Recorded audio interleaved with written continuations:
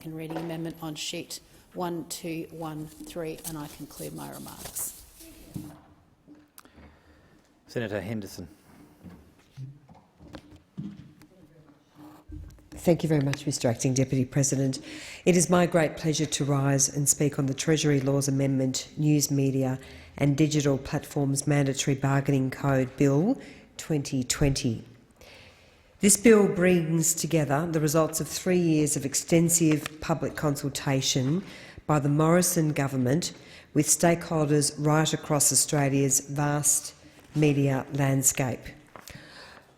These laws were drafted closely with the Australian Competition and Consumer Commission, which found that government intervention is required to correct the enormous imbalance of bargaining power between digital platforms and local news businesses. The code represents a world first. This is a global first in tackling the glaring issue of the decline of traditional advertising revenues, where traditional media organisations in this country are being subjected to what we can only say, and we've seen this obviously in recent days from Facebook, nothing more than abuses of market power. It has been a dramatic change in our media landscape. But fundamentally, Mr Acting Deputy President, this bill is about ensuring that journalists are properly remunerated for the content they generate, and of course which the global technology platforms so benefit from. And I understand firsthand the sweat and the blood and the tears that goes into producing quality journalism. I worked over some 16 years for a number of media organisations, including Channel 7, 9, 10 and the ABC, in various roles in news and current affairs, also made a few documentaries, and I well understand the hard yakka it takes to produce one-minute news story. It involves a lot of resources, a lot of people, camera operators, journalism, editors, producers, and of course all of the technical requirements to actually broadcast. Things have changed a lot, of course. It is now a lot easier to broadcast live than it was in the, as I say, the old days. But there has been a dramatic change in our media landscape where the margins of our traditional media companies are being squeezed by the big global players, and this code is all about providing a level playing field. A strong democracy requires a free, diverse and sustainable domestic news media sector, and this bill will support Australian publishers and broadcasters, big, medium and small, through a number of crucial measures. These include measures to encourage parties to undertake commercial negotiations outside of the code, support smaller news media businesses with efficient pathways to finalising agreements with platforms by enabling them to publish standard offers. Another measure included is to establish a negotiation framework under the code which allows parties to bargain in good faith and reach binding agreements. And in contrast to what we have seen, the appalling behaviour we have seen from Facebook in recent days, I do want to commend the conduct of Google, which has entered into a number of very significant deals with media companies in this country, including News Corporation Australia, the 9 Network and the 7 Network. And I hope and trust that there will be more deals to follow, including for smaller regional players, which are also vitally important in holding us as a government to account, in our democracy, and of course in ensuring that public interest journalism in Australia is alive and well. There are other measures in the bill which set clear and workable minimum standards for digital platforms, including requiring 14 days advance notice of deliberate algorithm changes which impact news media businesses, and a measure which ensures that an independent arbiter is able to determine the level of remuneration that should be paid under a fair and balanced final offer arbitration model should the parties be unable to reach agreement. So in this country, we legislate for Australians and for the benefit of Australian companies. This is landmark legislation. I pay credit to the Prime Minister, to the Treasurer, to the Communications Minister who've led the charge on this very, very significant legislation. The Morrison government has also introduced a range of technical amendments and clarifications which will improve the workability of the code whilst retaining its overall effect. So these changes include streamlining the requirements for digital platforms to give advance notice of algorithm changes to make them more workable, clarifying the arbitration criteria so that it considers the reasonable costs of both the digital platform and news media businesses, and also clarifying the role of the ACCC, ensuring its focus is on providing factual information to assist the arbitrator, and adjusting the effect of anti-avoidance provisions so that they take effect from the commencement of the code, and ensuring the government's policy intent of not interfering with existing contractual rights under the code is achieved. To ensure the code is working as the government intends, the code will be reviewed by Treasury within 1 year of its commencement.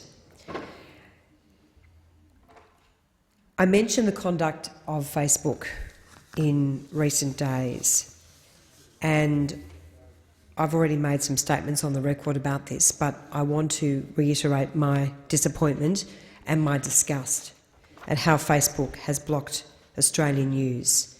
And in doing so, it has done so much to trash its reputation in this country.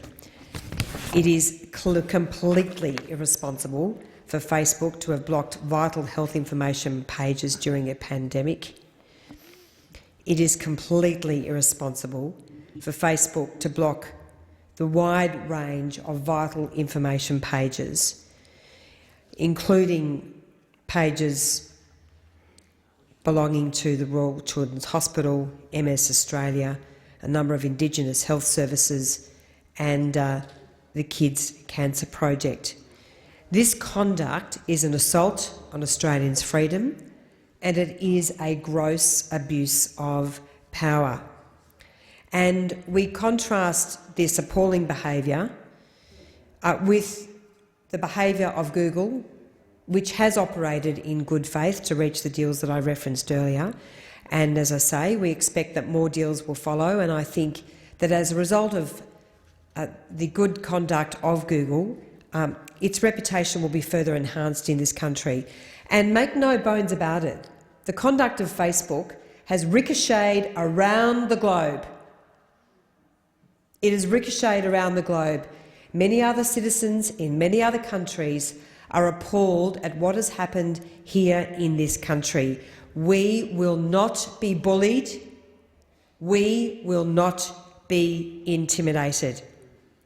The Morrison government has consistently said that we want to see Facebook and Google remain operating and viable and thriving in Australia, but we also expect them to comply with the laws passed by our democratically elected Parliament of Australia.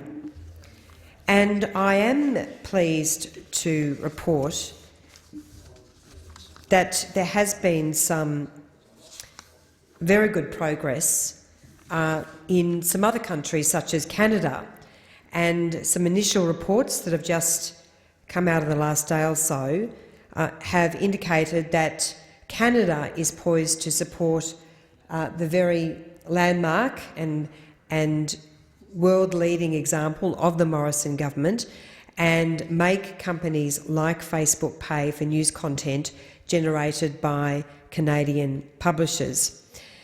The Canadian Heritage Minister Stephen Guilbeault strongly condemned Facebook's moves, and he is quoted as saying, and I just quote him now, "I think what Facebook is doing in Australia is highly irresponsible and compromises the safety of many Australian people."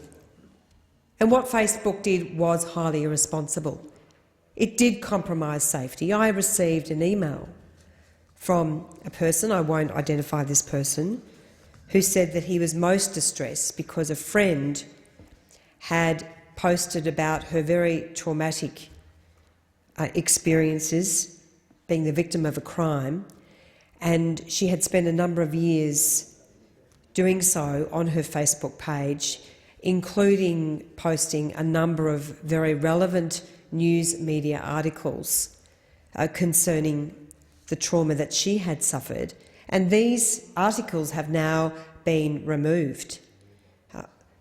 Her plight and her position, her decision to fight for what she believed in has been undermined because of Facebook's conduct.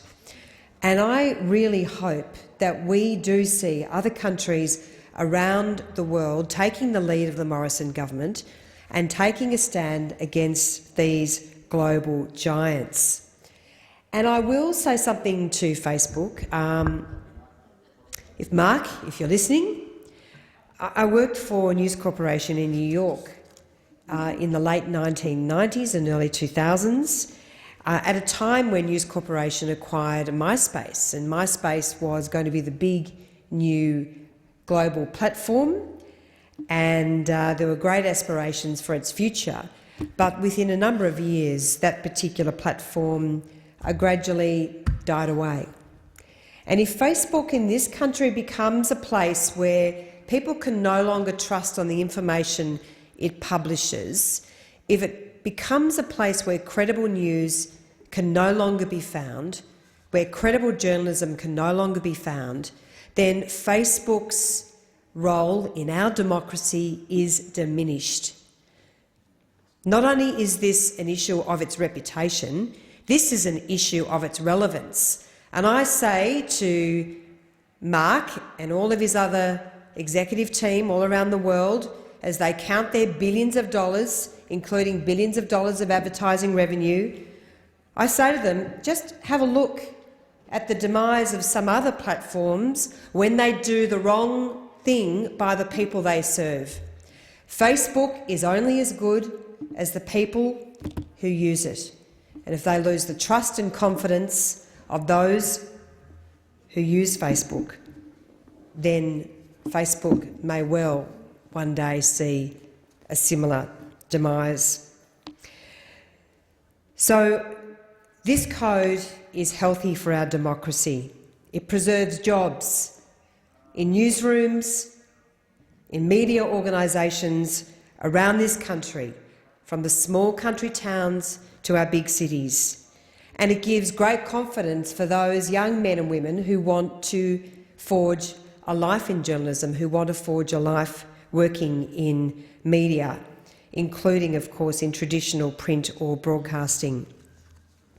We understand that public interest journalism often requires lengthy, complex and cost-intensive investigations, and these laws will ensure that journalists and publishers are rightly rewarded for their work rather than being ripped off by the platforms, as has been occurring. And of course, I'm also very pleased to make mention of the fact that the bill involves substantial penalties for breaching the code's main provision, and these penalty provisions will be enforced by the ACCC. So it is good to see across this chamber a universal support for this bill. I acknowledge that there are some proposed amendments, but it is wonderful to see across this chamber, from the Labor Party and the Greens and the crossbench, a strong backing of this landmark legislation. As I say, I really hope and trust that our bill and our aspirations for our Australian media companies are picked up by other countries around this world and adopted, which can only be a very good thing for our democracy. Thank you. Senator Ayres. Thanks, Mr Acting Deputy